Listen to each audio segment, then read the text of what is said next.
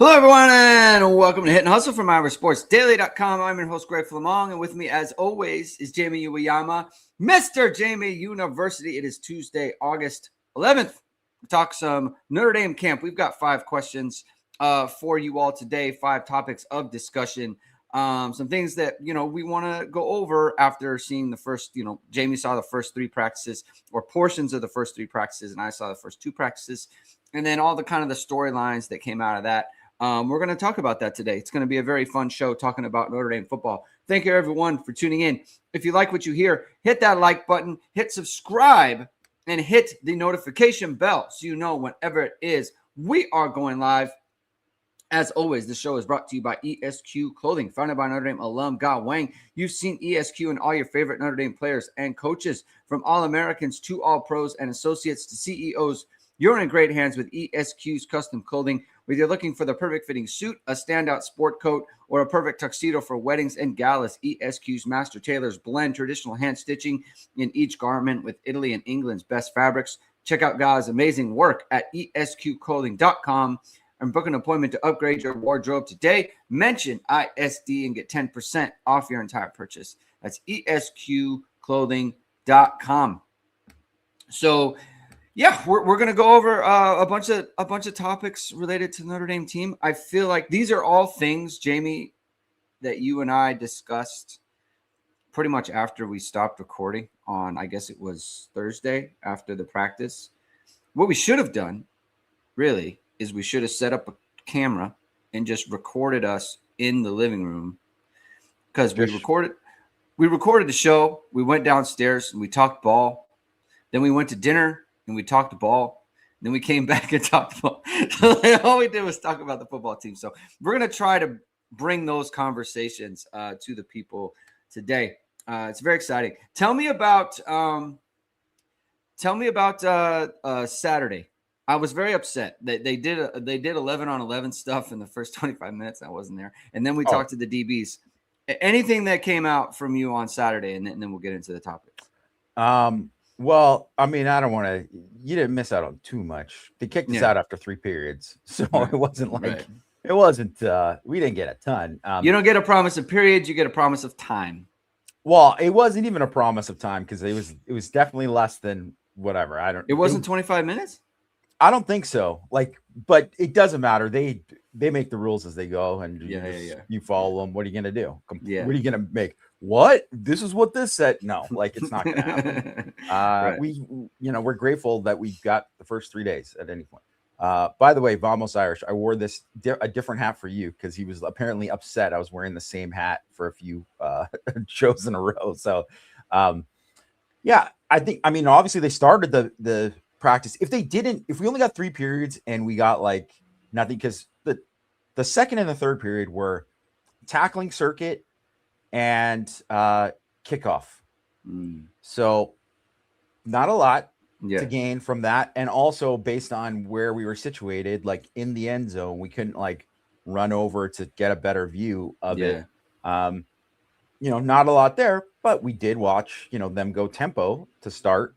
And I wouldn't say it was anything groundbreaking from what it was, other than to say that, they went with, instead of having Mookum and Brew as the starting 2 defensive tackles, they switched it up and they went Onye and Gray, which basically, and then they, those guys went with the 2s. Mookum and Brew went with the 2s, and then they also worked in Hughes and Saviano with the 2s. Which is to say, it's pretty obvious that there's a group of 6 guys at defensive tackle. That they feel really good about. And I actually don't think it matters at all who's starting what game. I bet they will also go with who's playing the best and kind of riding a hot hand, where maybe there'll be some games where Mookum gets 40 snaps in a game.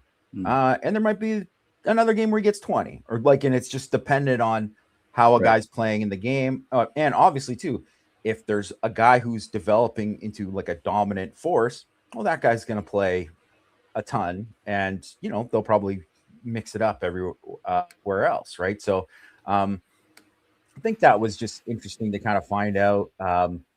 it was obviously interesting that Teddy Gerard went with the twos, and got that opportunity there.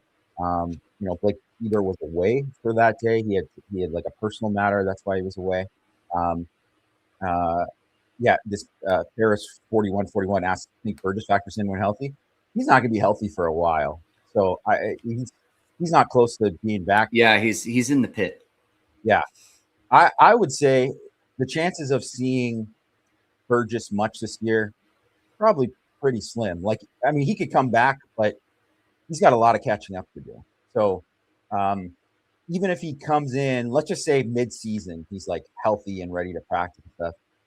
They already got 6 guys they feel good about. There's still other guys that like Mullins and Dixon that are there too that could maybe push. Like, and I don't know. I don't really know how much. Let's just say even 2 guys get hurt out of those 6 guys, they may just play 4 guys. Like, that's still a lot of guys there to play at defensive tackle. So I think it's going to be hard. Burgess has to really do really well to kind of be a factor. And it's some of it is like where he's behind, and also just based off what I saw from him in the spring. But some of that is also just like that position is just really deep. It's just deeper than any other one, right? So it's why there might be some cases where I think it was interesting to see that with the second team. So the first set of wide receivers, as expected, Gilbert, great house, and Faison, and then they had Bettis Jr., Mylan Graham, and Cam Williams work in. And that's just who they had there. Obviously, we saw Bubba Frazier get a little bit of run there as well. But for the most part, there's that next group of guys, and Burris was getting some looks with the twos, but he's not doing anything full right now, right? Yeah. But you throw him in the mix, you throw Bubba Frazier in the mix. That's like, and probably Porter if he's healthy later on. Well, that's 9 guys. It's like, even if like guys like Devin Fitzgerald, who wasn't there, or who wasn't there on Saturday because he was at his dad's Hall of Fame ceremony, but like Kadon Finley's with the 3s. You have what's his Dylan Faison, like those guys. Like, it's not like they don't look talented or whatever, but it's a hill to climb, right? They have to make enough plays and show they have a grasp enough of the offense in order to make that jump, right? And I think that's kind of just what it is right now, because they're just deeper at receiver than they've been. And that just the talent level is increased there.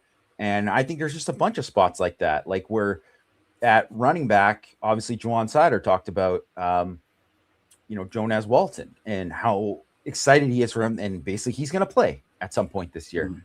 Well, right now he's the 4th guy, and it's not saying that he can't leap up past any one of the other guys, but it's hard, right? Like, it's hard to kind of climb that hill because there's just so many other guys there, and he's got to be able to present something different.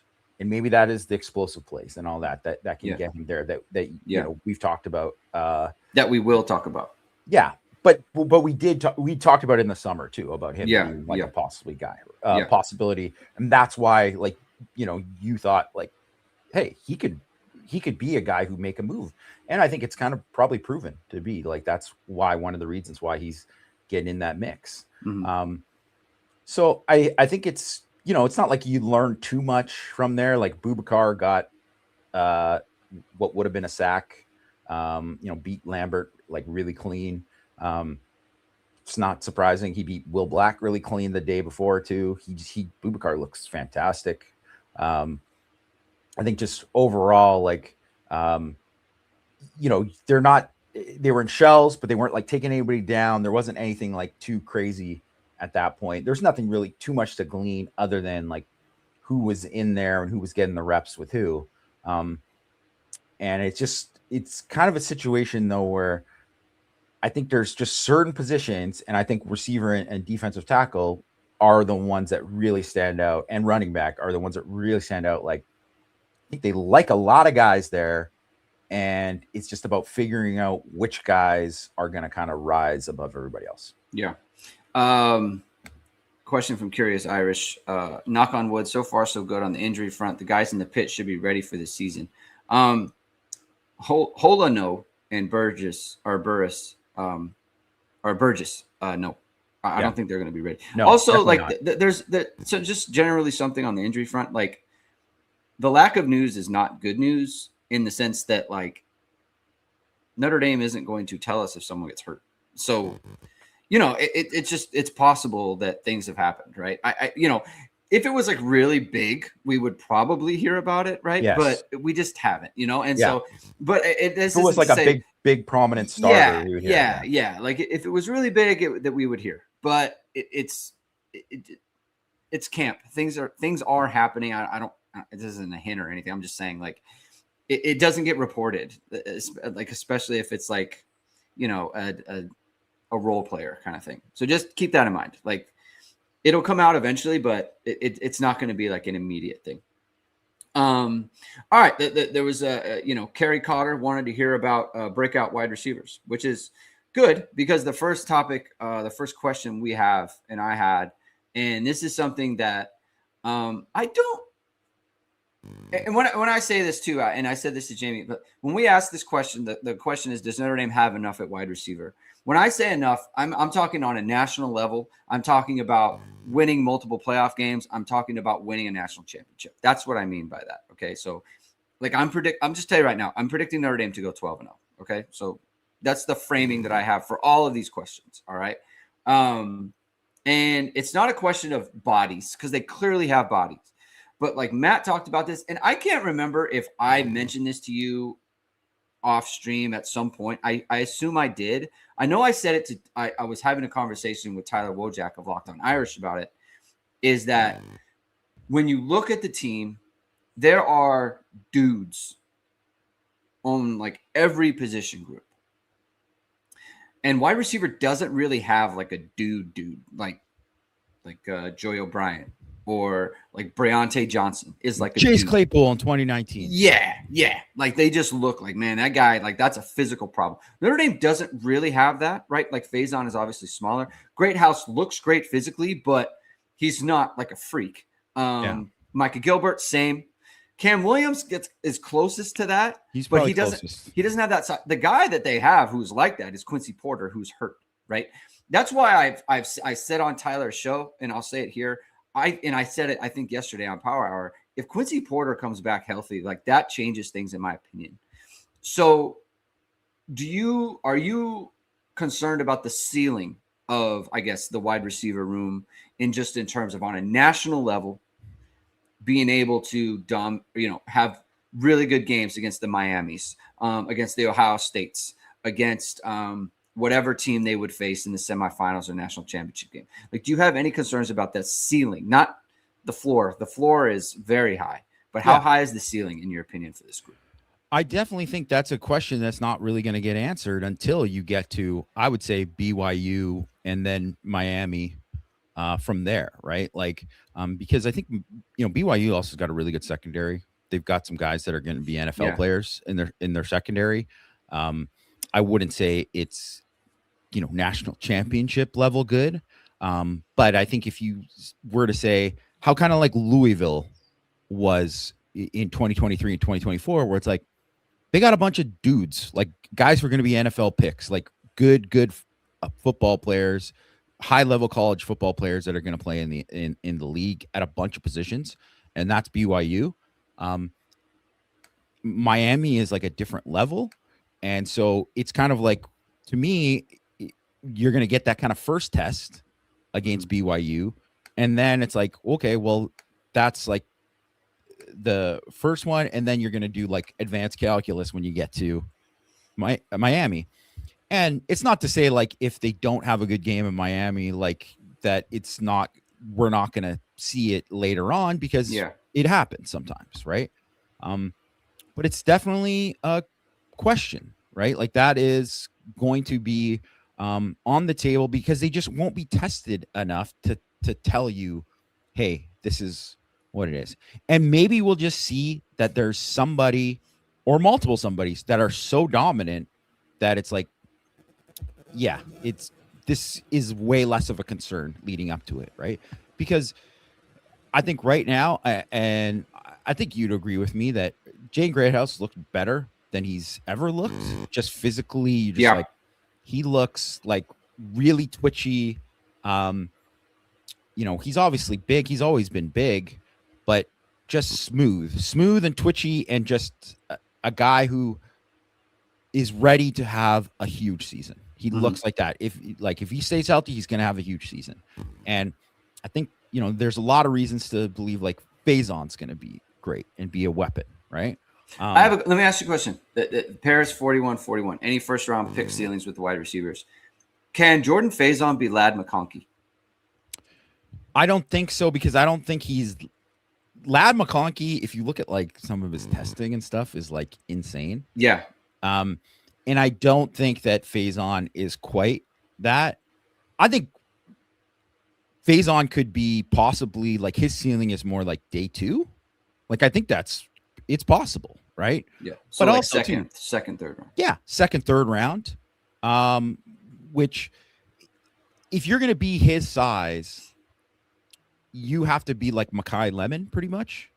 And I don't think he's got the same ability as Mekhi Lemon. Like, he is like not so far below, but he's a notch below that. I mean, Mekhi Lemon won the Biletnikoff. Yes, exactly. Right. So, and I think, like, do I think he's not as good of an athlete as Zachary Branch, but he's a better receiver. He's a better football player than Zachary Branch. So there's different pieces of it. I think you don't need a first round pick at receiver to win a national championship. You don't, but you definitely need guys who are like if you don't have a first, you better have like at least one day 2 guy. Yeah. And I think Notre Dame has multiple guys that could be a day 2 guys. And I also think, like, yes, it's early to say, but I think Mylan Graham, I think his ceiling is a first round pick. It's probably not in 26, but probably not 26. Yeah. But I think that's the thing. But that's also the question of, if we're talking about like, hey, do they have enough? We have to see where Mylan Graham is at in the middle of the season, because if he could be someone, I could easily see him in the first few games. Like, yeah, Graham, man, a lot of people are talking about Graham, but he didn't really put up like big numbers in the first few games. And then all of a sudden he just takes off. Like, I could absolutely picture that. And so that he might be that guy that elevates the whole room, because they already have guys like, because you have Faison and Greathouse, and you have like, you feel great about that. But it's, hey, do they have another guy who could do that? Or Cam Williams. I will say, like, Cam Williams, I see this. I really hate the phrase. It's like, oh, well, is the light going to go on for this guy? I'm like, what does that mean? I never really know. Like, if someone says, hey, is the light going to go on for this guy? Because it's not how it works where someone just flips a switch. It's like with him, he's been building over time, and he has developed. And one thing you could say about Mike Brown is, like, he develops his guys. The guys get better. And Cam Williams is so much better and has developed in a huge way compared to where he was. Now, does that mean he's going to be a dude? It's still TBD. Like, there's still a lot there. He's still not a starter yet. So it's still not enough, but maybe that is something over the course of camp. Or he's another guy that I think could be, I mean, I don't see him as like, hey, he's going to like all of a sudden have this great 1 year and then boom, he's off to the league. But I could see him be someone that ends up being a high pick over this year and next year, or maybe the year after, because he'll have 5 or whatever, right?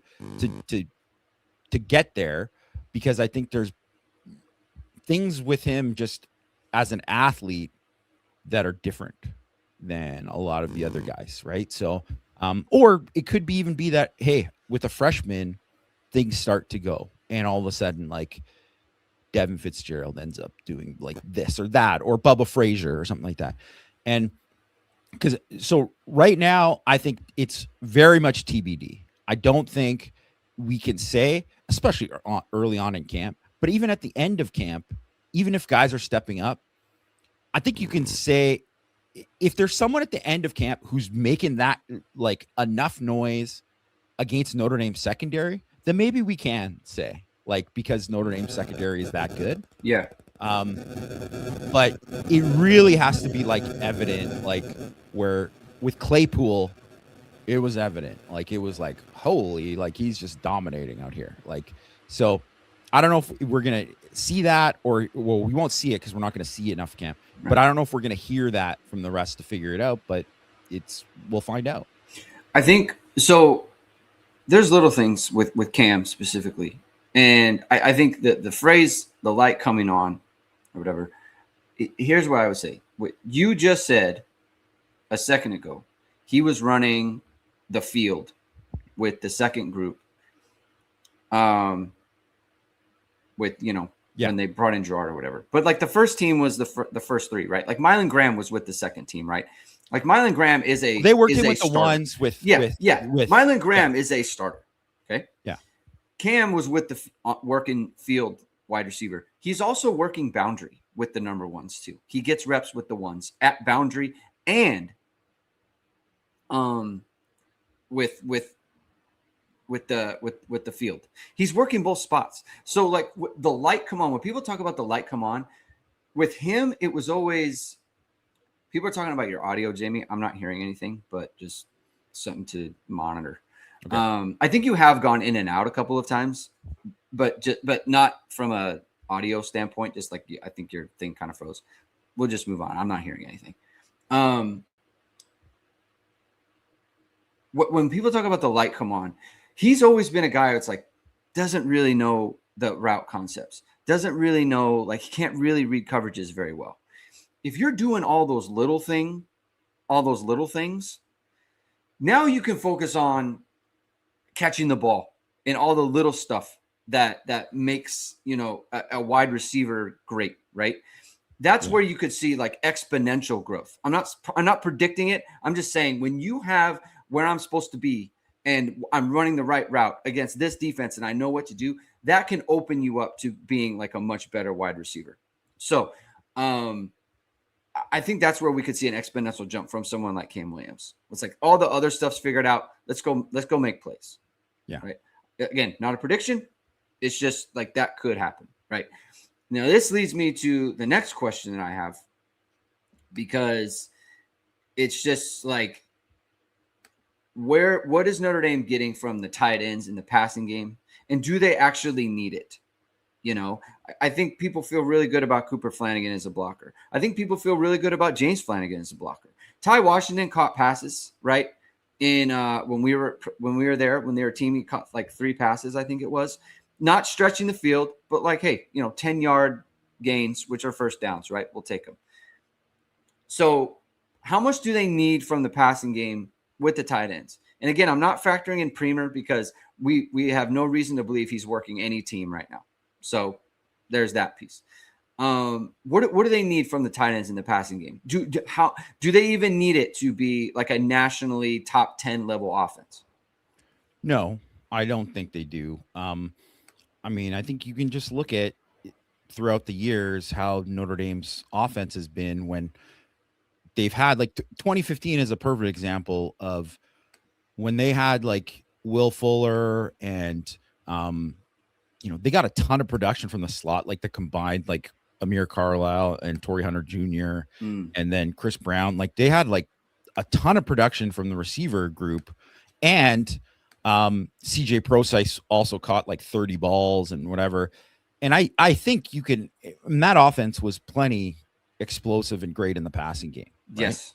100%. And I think that I could see that kind of happening. They got like nothing from the tight end pretty much all year. I remember Durham Smythe got injured early in the year, but even when Durham Smythe came back later on, like he was not going to be like a dynamic guy. You don't need a dynamic tight end to have, like a top 5 or top 10 passing game. You don't. Right. Of course it helps. Like if you have like, I think one of the things in 2019, having Claypool and Komet being that guy. And I think last year, one of the things too, I don't think they needed Eli Raridan to be as good as he was. And it's hilarious now that I see people on Notre Dame's board saying they should have thrown the ball to Eli Raridan more. I'm like, where were the targets going to go? Like he was third on the team in targets. Seemed pretty fair for a tight end to do it, especially he was a very good one. He got a ton of targets. I don't like, but he helped elevate the passing game. I don't know if they need that necessarily, because I do think they have enough, like you just said, like Graham is basically like what we consider like a starter level. If they have like 4 or 5 guys for like starter level guys at receiver, then you don't need that. And you're also going to get Aeneas Williams is a fantastic receiver. Nolan James can catch the ball really well. The ball can get spread out and they can make big plays and do things without having a ton of production from the tight end. Now, it would help if they got somebody who really kind of like emerged, but I don't know. I don't know if they're going to get that at all, or if they're going to get it, or maybe that is something that happens later in the year, right? Like, because I could easily see that being something like you said with like Premer. Like right now, Premer is not someone there who's like ready to. He's not where Michael Mayer was when Michael Mayer was in the summer, where it was like obvious, like, hey, Michael Mayer is going to be a huge part of the offense. Yeah, he's not that right now, right? So there's a lot that needs to kind of be figured out between now and then for him to do it. But I think you could say like there's always like I always think Clemson. One of the reasons why Clemson exploded in 2018 was no, I screwed up his name last time, but I don't want to screw it up again. This Higgins, and who was the other guy? Ross, yeah. Ross, him like exploding and becoming like a dominant receiver. That is what took their thing to stratosphere. That's why they pretty much won the national championship. Yeah, it's because their offense just was like, oh my God, now they got Higgins and him. They used to put them on the same side and run 4 verts, and it was like, well, no one could deal with it, right? So that was definitely a thing for them. And then you can also see, like, if you look at Georgia in 2021 and 2022, they didn't have like Ladd McConkey in 2021 had 31 catches. He had 39 targets, right? Brock Bowers, freshman Brock Bowers, led the team in receiving, right? And led the team in targets. Now, he was like a generational talent at the position, and he exploded onto the scene. But you have to get somebody. It's like they needed that because they didn't have it at receiver, right? So they don't need a Bowers. They don't need a Mayer. They don't need somebody like that if they get enough from the receiver. So it kind of like it is hand in hand with the previous question too. So, and also too, they might not need it at all if like Aeneas Williams catches 40 balls and is like, awesome. That's right? kind of where I was going to go with this, because they like Aeneas Williams catching passes. They like Nolan James catching passes. And right now, those are the top 2 backs that you'd figure, right? And so there's that X factor of it, where it's like, do they make up for that? Like, there's a world where the top 2 backs are better receiving threats than Notre Dame had with Love and Price, because they didn't really use Price in that way, and Love as well. I mean, they used him there, but they didn't use him as much as maybe you could have. The thing with Love is like you could just hand it to him as well. It's almost like, why are we going through all this? Well, we could just give it to him and he can go 50 yards that way. Right. Yeah. So that kind of goes hand in hand with that. And also, like, so number one, the first one, does Notre Dame have enough wide receiver? It kind of goes into the next one with the running backs, is like, is Notre Dame explosive enough at running back? Right. I like Aeneas Williams. I like Nolan James. I like Kedron. I like the idea of Kedron Young. Right. Because even Ge Wang was kind of slow playing Kedron Young. It's like, we got to get pads on before we know what's going on here. Not that way with Jonas Walton, right? And then he's the one who fixed into this one. It's like, that guy He can fly, right? Like this is a 10-5 guy now. Okay. That's Jeremiah Love track speed. I don't know if it translates to the football field in that way, but it's Jeremiah Love track speed. And so there's that piece. We're asking questions about the ceiling of the wide receivers with a running back room that maybe isn't, it's certainly not as explosive as last year, but we don't know how explosive they're going to be, period. Like, do you think they're explosive enough at the running back position to offset, not offset. I guess I'm combining two questions here. Like, are the wide receivers explosive enough to make up for the lack of explosiveness maybe that we're having at the running back position? I guess it's a kind of a two-part thing. I think they are going to get enough explosiveness from the receiver position. I think okay. that is. So then how much does this matter to you then? For number, let me frame it like this. Yeah. In 2022, okay, let's say not in style per se, but Estime and Diggs. Neither ran for 1,000 yards. I think they combined for 1,700 yards, and I want to say somewhere around 6 yards a carry. Okay, let's say that's Williams and James. Okay, is that enough for Notre Dame to win a national title in 2026?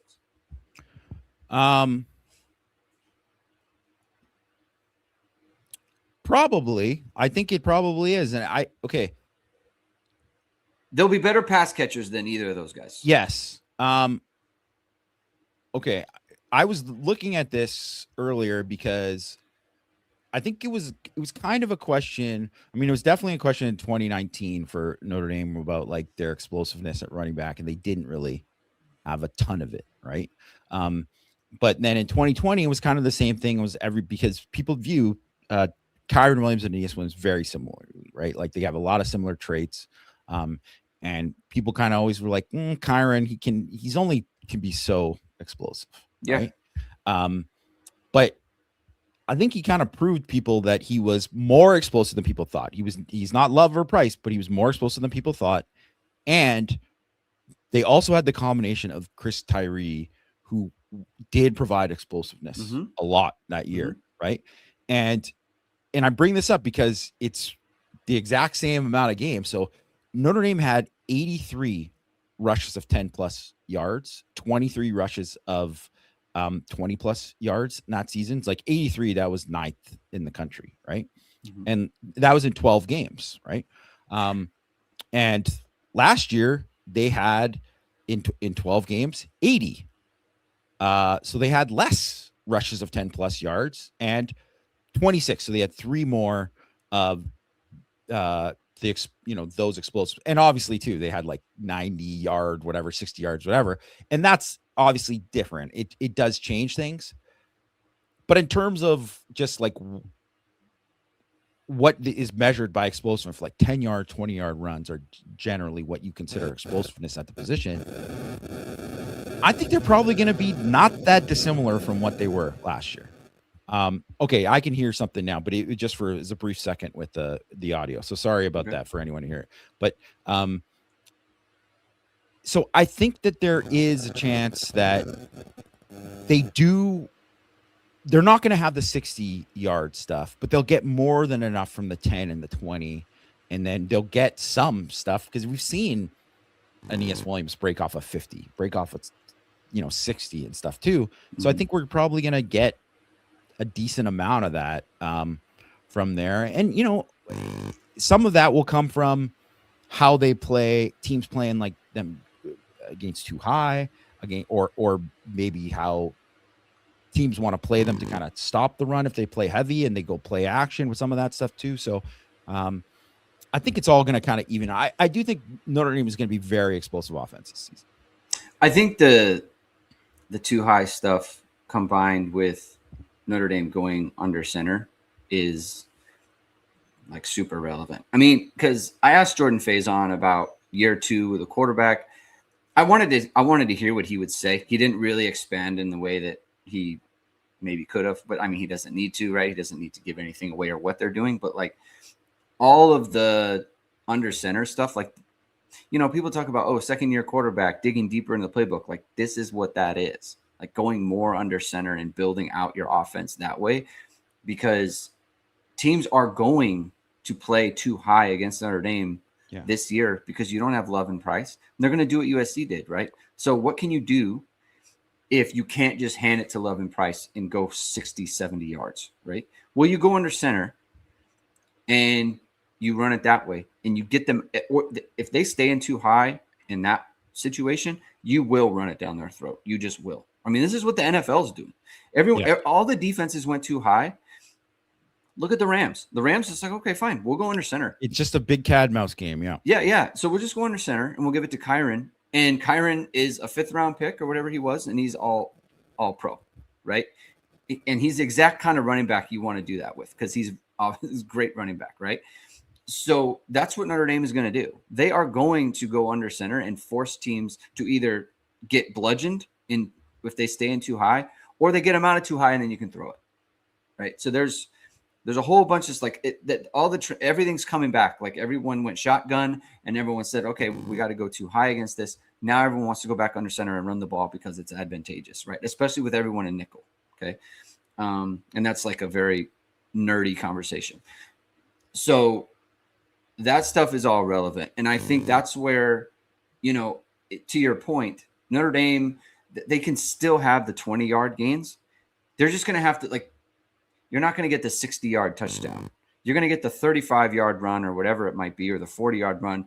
They'll get tackled, and then you got to be efficient in the red zone, which is where you kind of count on CJ Carr being a little bit more being good in the red zone as a second-year quarterback, and them having a better plan there, right?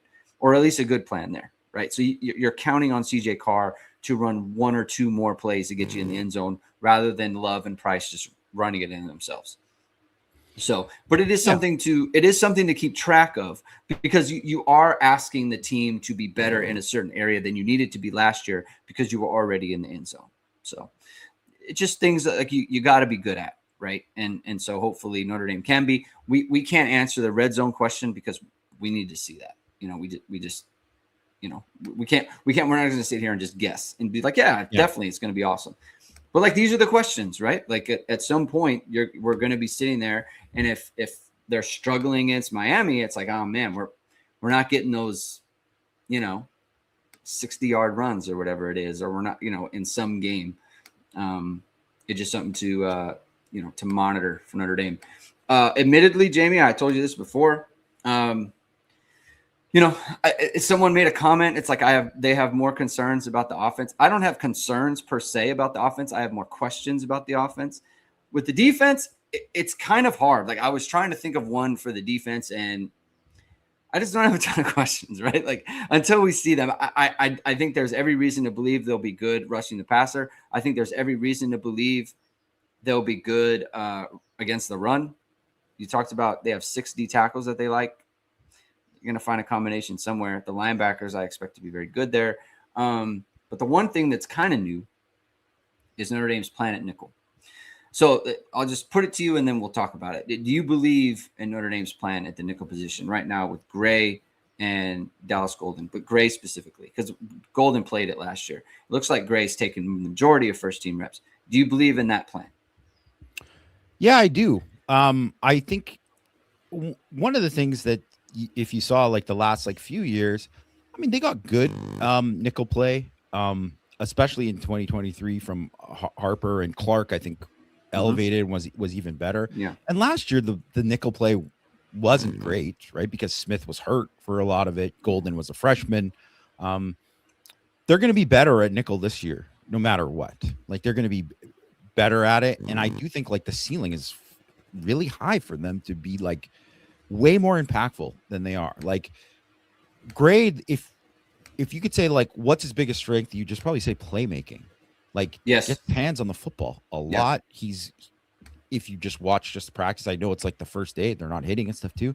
He did a great job just on the perimeter of finding the football and getting in position to make plays and all of that. So I think you could see, he had I think his number, he had 28 and a half or something like that havoc plays over the last 2 years.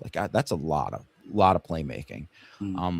And I think he's somebody who's going to elevate Like the most that they had at the position was Harper had 10 in 2023. Like Clark had 9. I think you're going to see that like playmaking is going to go up there. I think that is definitely going to be, and whether that's Golden too. I also think there's still the possibility that they play some big nickel as well, right? Yeah. So I think that's one of those things. Like if you saw like just the stuff that they're sharing, we know, first of all, Schuler has been like a total havoc guy over the course of his career so far. Obviously Tay Johnson is a playmaker and like, and a guy who's like going to find the football. But Luke Talich, also a guy who makes a ton of plays. He had a pick in the first practice. He had 7 havoc plays and only 200 something snaps last year. You saw like Ethan Long. There was I don't know if you looked at the pictures, Greg, but there's a picture of him making a diving interception. Yeah. Right? I did see that because I was looking. I was like, who is that? And I was like, oh, it's definitely Long. Yeah. And then Joey O'Brien had a big pick in team the other day, right? That Leonard Moore kind of pointed out in the thing, and then we saw the clip after. They got a lot of guys who can make plays and do things. So it's like if it kind of depends, because maybe you don't want one of those guys on the wrong slot in a certain matchup or something like that. But there are other times where maybe that bigger nickel is the right person for the scheme that you're going to go against. Obviously too, I expect you're going to have 3 safeties and dime too, right? So, I think I like how they've kind of like focused. It's, because they were like, oh, well, should we look at McKinney? What do we want to do here? They gave him kind of a little bit of a look in the summer, but it's been, Gray, pretty consistent. I think he does look, for a guy who hasn't played it a lot or only played it in the spring, he doesn't look like a guy who's just new at it, right? And I think they're going to be in a good spot at nickel. I actually think they're going to be better overall at nickel.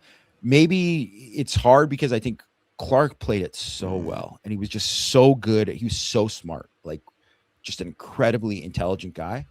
And that's going to be, you can't kind of replace that.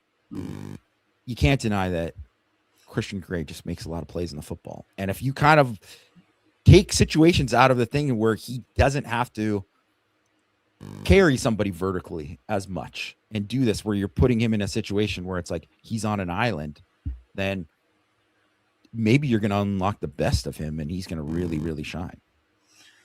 So last night I had a revelation, Jamie. It was beautiful. And honestly, I slept like a baby. My sleep score on my Garmin was just like 89. I mean, this is the best sleep score I've ever had. Slept like a baby. Because I was thinking about this, because I'm a weirdo, right? So I lay in bed and I think about this team, and I was thinking about, so I reported after the show or after the practice on Thursday that when the DBs are doing their work, Gray and Golden go inside and work on nickel drills, and every once in a while, like I don't even know if you're allowed to go in there. I think you are, but I'm not going to go watch the nickels like the whole team is outside, right? But I would peek in there every now and then and look at the drills that they're doing. And they're doing the drill where it's like you play that inside shade and you're playing underneath, right? And if you think about it, like we saw Harper do this, we saw Clark do this. You play underneath a guy, right? And I started thinking about like, okay, where has Christian Gray struggled forever, and when has he been excelling? Anytime someone is running an inside route or an outside route or something shorter, he jumps it. He's on it, right? The pick against Penn State, underneath, that where he gets in trouble is that ball over the top. He's got to turn and run, and he's not super comfortable in that spot. Well, what does the nickel have to do all the time? Send that player vertical to the safety. Yeah, whether it's the safety on the in-breaking, out-breaking, coming downhill. Yeah, they can play That's underneath. what he's best he at. He doesn't have to be on top of it. He can play underneath of them. And I thought, this is why they did it. They can play him underneath, even the too high where the ball goes over the top, and he can still trail, and he can still send him to the middle linebacker. And it's like, this is where he can. I mean, he got a pick like in the little thing, doing that exact thing, playing underneath in a ball. They tried to throw it over him, and he jumped it. You could tell like that's obviously how it happened. He jumped it, got up, and picked it off in practice, right? And like, that is the value. And the other part is like he's willing to be physical. We've seen him be physical. I mean, I'm not going to do it, but I could throw up a bunch of clips of him just supporting the run and being like a plus player in run support, right? The other part is like he can share time with Dallas Golden. He's not going to get beat up. He's not going to get his butt kicked, right? He doesn't have to play 800 snaps. He can share time with Golden, or he can share time with McKinney, or he can share time with Talik, right? Like, he doesn't have to play every snap. It totally, like, when I thought about how do they actually use these guys in coverage, they don't put them in press and just like, okay, this guy gets a two-way go and you have no help. They don't do that. You know, they always help out these guys, right? And they can put. So the weakness that he has with turning and running, it's negated. I don't want to say it's negated, but it's definitely minimized at the nickel. Now, there are times when the player can get like exposed a little bit, or that he's a little bit vulnerable and he's got to be able to do it, right? So I'm not going to say he's not going to give up no catches or anything, but I think that's there. The other thing is, like, I truly believe we might at the end of this year just say, you know what, the low-key most important player on this defense is Luke Talik. In the same way that people looked at Kyle Hamilton as a game changer in 2019 as a freshman with Gilman and Jalen Elliott. Like, he has this special skill set that is so beneficial. It just, he can cover the tight ends. He can come down and play. He can play in the box.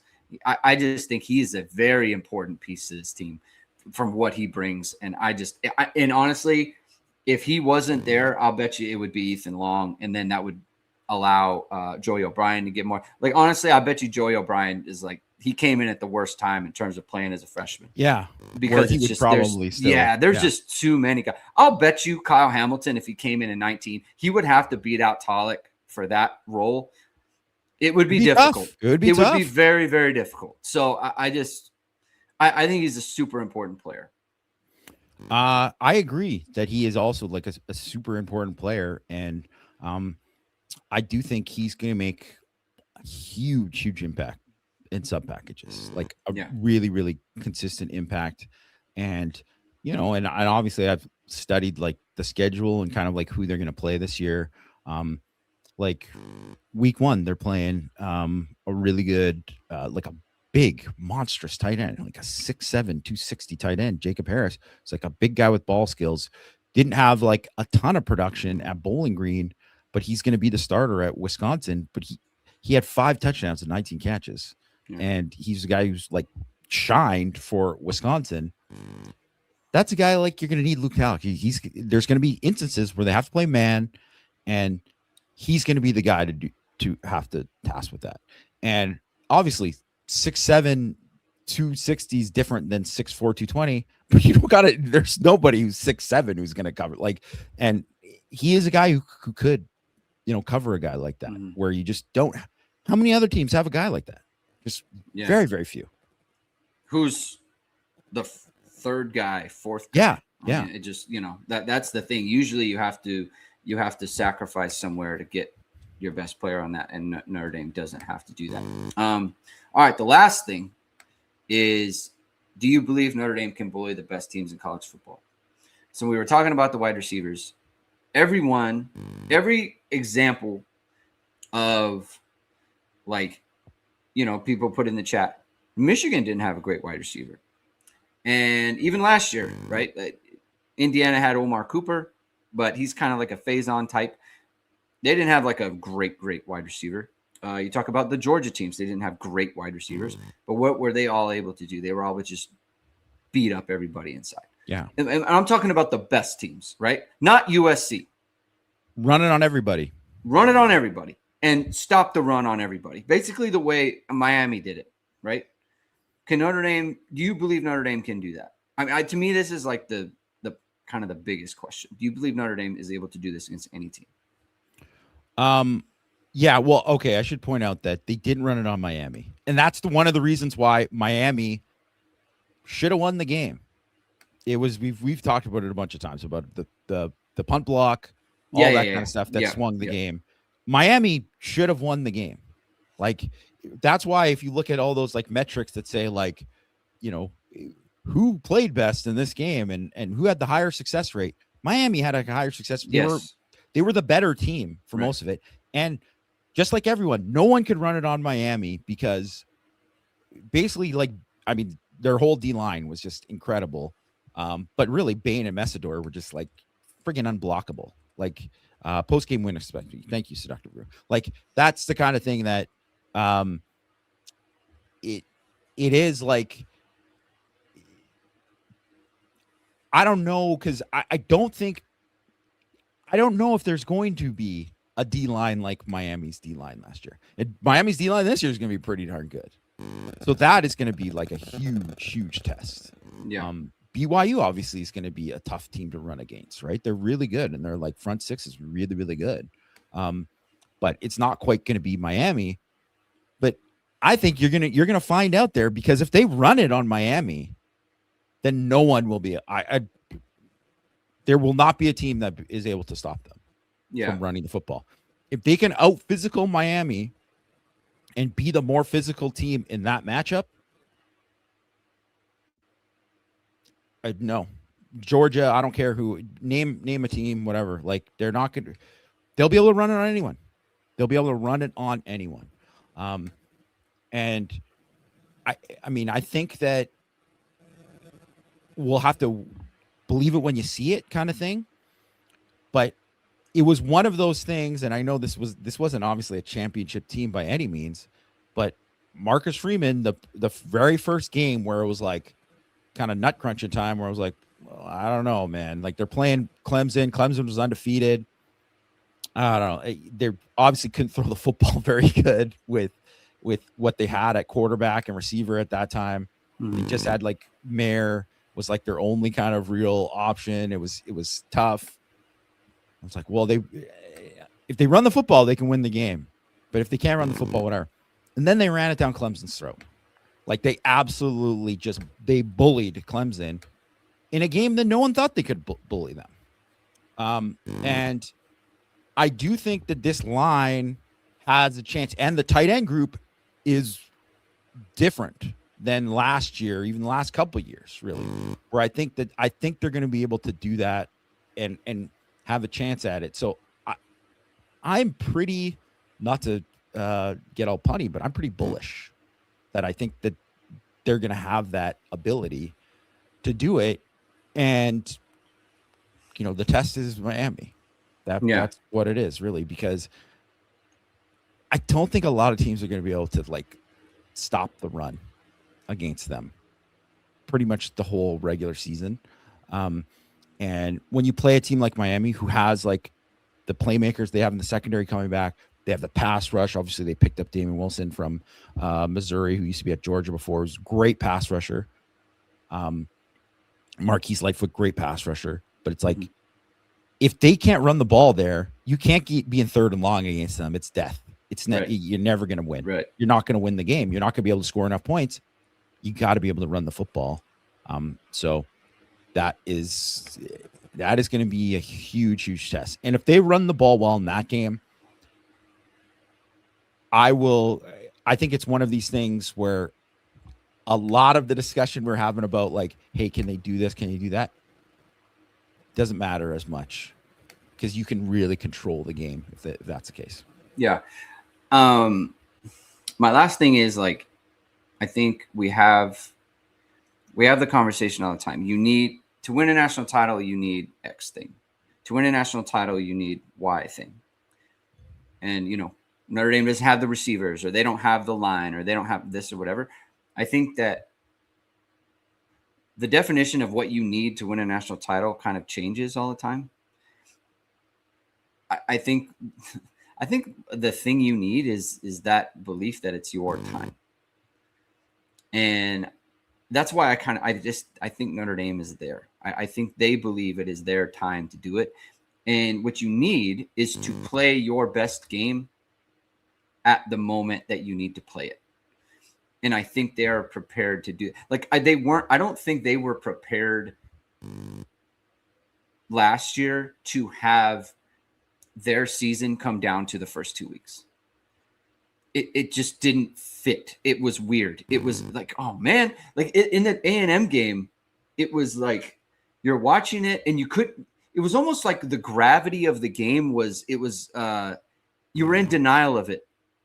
Like it was like, man, this game is really for their national, like this is for everything. Like if they lose this game, like the season's over kind of deal. And it just like the order of it just didn't make sense. And I think this year where it's like you play a bunch of games and then you play BYU and then you play Miami and it's like, okay, you gear up to that. Whereas I think last year it just the order of they just weren't ready yet mentally to have the season come down to those games. And then obviously they got way better, right? Yeah. And obviously that has something to do with the schedule, but also you don't do what Notre Dame did if you're bad, right? They're obviously good. You're not kicking the crap out of everybody. Yeah, like not even if you're like average or just good, right? So yeah. I think this year for me, it's like, sure, man. I have questions. I think every discussion you want to have about the wide receivers is fair. I do. I think the tight ends and the running backs, I think they're all fair discussions, right? I just think this team they believe it's their time. Like they truly believe and kind of know it's their time. And when you walk around that field and you see the dudes, it's like, man, we've got dudes. We've got dudes that don't take a backseat to anybody.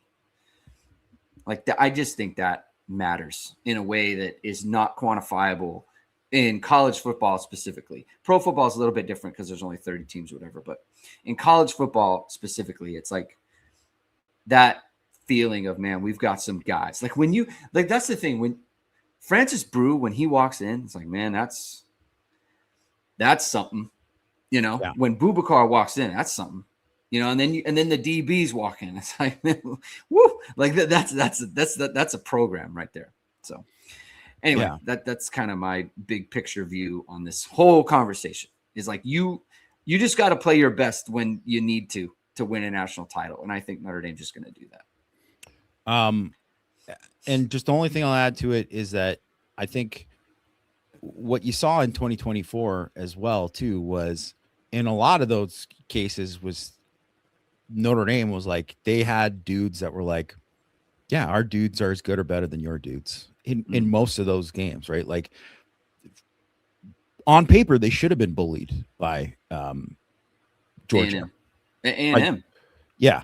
Oh yeah, and it wasn't the case, right? So and then obviously, and you get even though Love was hurt, you get him having otherworldly type of stuff against Penn State and against Indiana. And frankly, Riley Leonard is that dude. Like he's got that. And that's what Jaden Greathouse, you could say, hey, he's that dude. Like, cause you do that kind of stuff. And it's going to be about like Leonard Moore, obviously he's that dude. Like it's going to be about like guys like, well, Boubacar is like, you're going to play against Miami and like, man, Boubacar is unblockable this game. He's just an animal. Or Bryce Young is whatever. Or Francis Brew is just whatever. Like all that. KVA, next level. Just break bowling.